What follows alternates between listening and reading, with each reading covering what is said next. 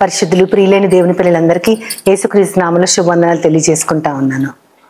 నేను ఒక పోస్ట్ చదివాను. అందులో ఏముందంటే, మిమ్మల్ని ఎవరు పిలవని చోటకి అసలు వెళ్ళకండి. అది ఎంత పెద్ద ఫంక్షన్ అయినా, వారు మీకు తెలిసిన వారైనా సరే మిమ్మల్ని పిలవకపోతే వెళ్ళొద్దు. అలాగే లాస్ట్ అంటే ఆఖరి నిమిషంలో ఇన్విటేషన్ ఇచ్చినా సరే వెళ్ళొద్దు. ఎందుకంటే అక్కడ మీరు లీస్ట్ ప్రిఫరెన్స్ అని అర్థం. అది ఎందుకో నాకు చాలా అంటే ఎవరో ఒకళ్ళు లాస్ట్లో ఉంటారు. అంటే అందరికీ ఒకేసారి ఫస్ట్ ప్రిఫరెన్స్ ఇచ్చి పిలవలేరు. అలా పిలుచుకుంటూ వెళ్ళినప్పుడు ఒక్కొక్కసారి మనము ఇన్వైటీస్లో లాస్ట్లో ఉండొచ్చు. కాబట్టి అది ఎందుకో నాకు విచిత్రంగా అనిపించింది. లాస్ట్లో పిలువబడ్డారంటే మీరు చాలా నెగ్లెక్టెడ్ పీపుల్, మిమ్మల్ని అసలు లీస్ట్ ప్రిఫరెన్స్ మీకని ఉంది. అదేవిధంగా మీరు ఎక్కడైనా సరే మిమ్మల్ని అవమానించిన చోటకి అసలు మళ్ళీ వెళ్ళొద్దని. ఇవన్నీ నాకు ఎందుకో బైబిల్కి చాలా వ్యతిరేకంగా ఉన్నట్టు అనిపించినాయి.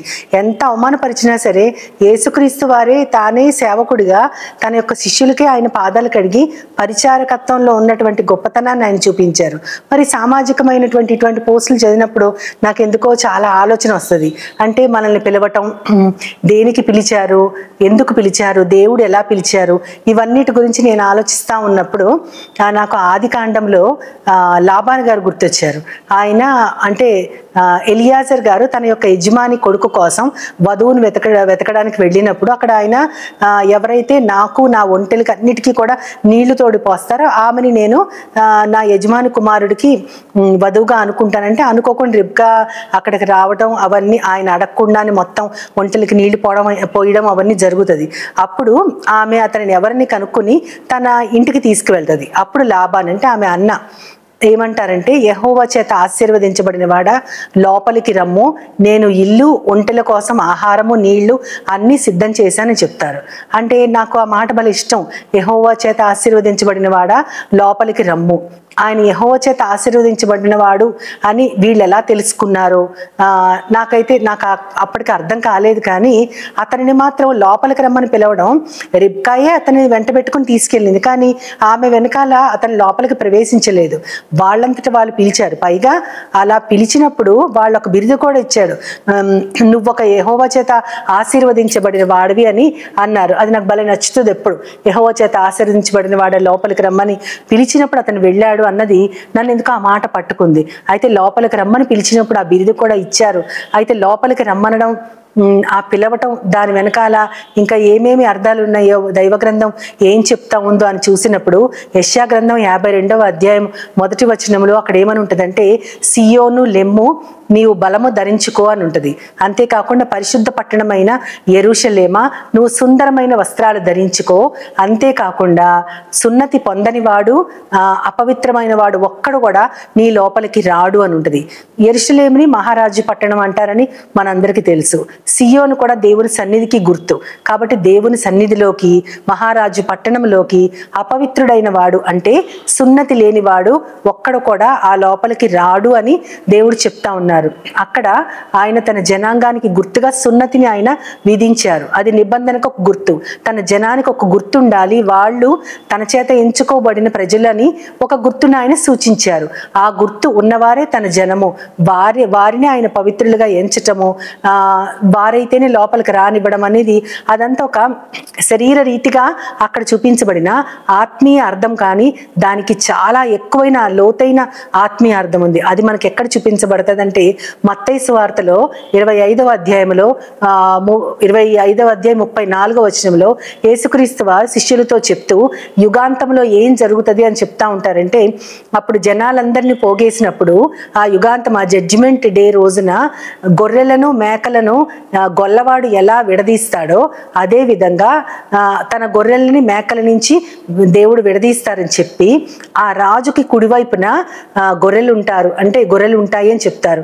అప్పుడు అంటే నీతిమంతులు అనమాట, దేవుని వెంబడించిన వాళ్ళని ఏమంటారంటే, ఆ రాజుగారు వాళ్ళని ఎలా పిలుస్తారంటే, నా తండ్రి చేత ఆశీర్వదించబడిన వారులారా రండి అని పిలుస్తారంట.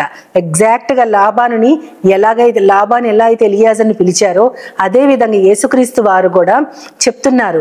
అక్కడ యుగాంతమందో తీర్పు దినాన గొర్రెలైన మీరు, నన్ను వెంబడించిన మీరు, నీతిమంతులైనంటే దేవుని నీతి ధరించుకుని మిమ్మల్ని గొర్రెలుగా భావించి ఆయన మీ కుడి చేతి వైపున ఉన్నప్పుడు ఏమంటారంటే ఆ రాజుగారు అంటారు. రాజు అంటే అక్కడ యేసుక్రీస్తు వారు వాళ్లతో కుడివైపునున్న వాళ్ళతో ఏమని అంటారంటే, నా తండ్రి చేత ఆశీర్వదించబడిన వారలారా రండి, లోకము పుట్టినది మొదలు మీకోసం ఏర్పరచబడిన దేవుని రాజ్యమును మీరు స్వతంత్రించుకోండి. ఎంత అద్భుతంగా ఉందో. అంటే దేనికి రమ్మని పిలుస్తున్నారు ఆయన?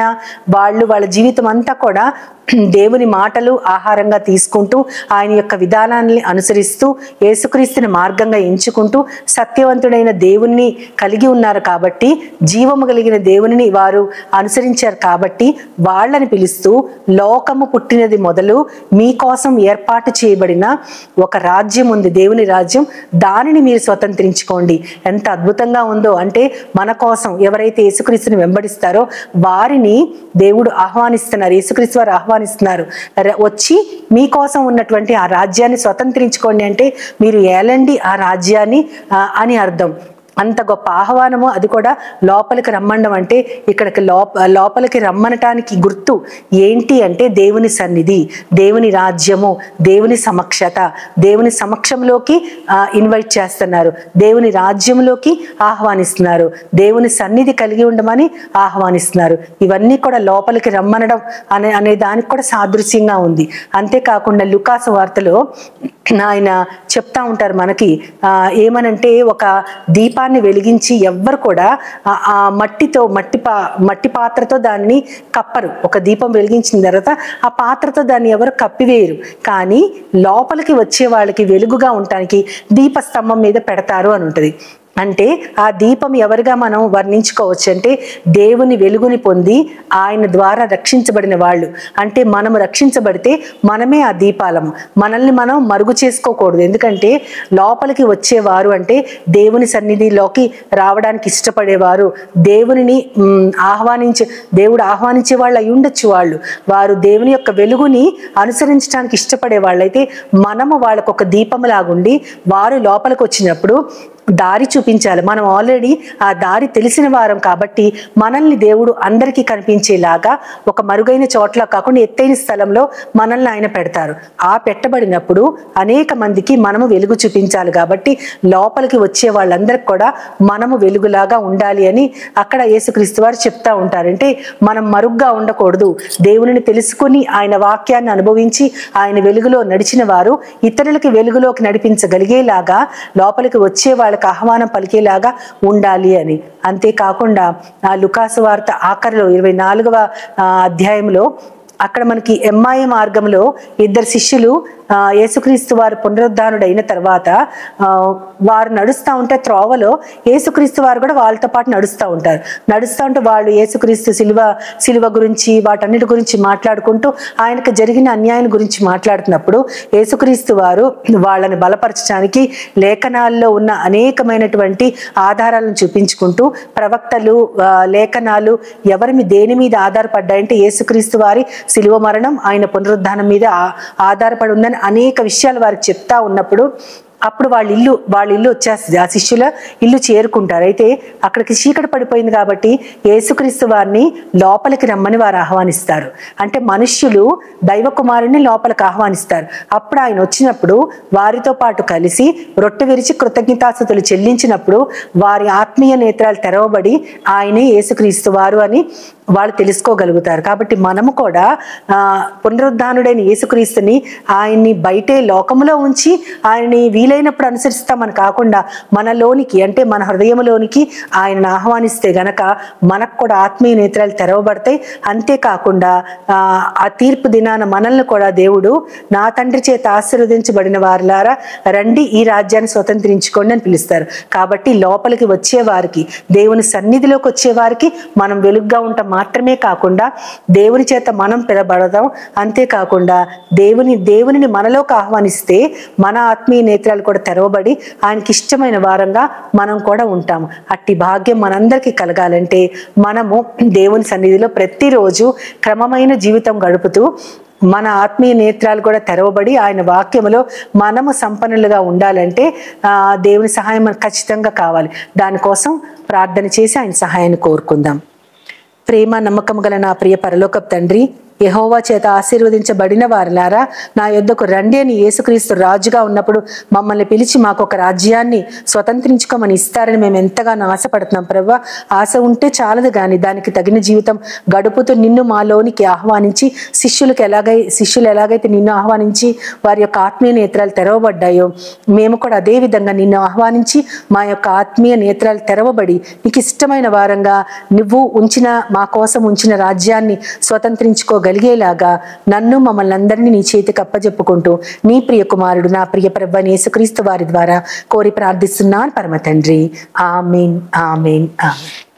వందనాలు. As Jesus now is always near, with open arms He's always here.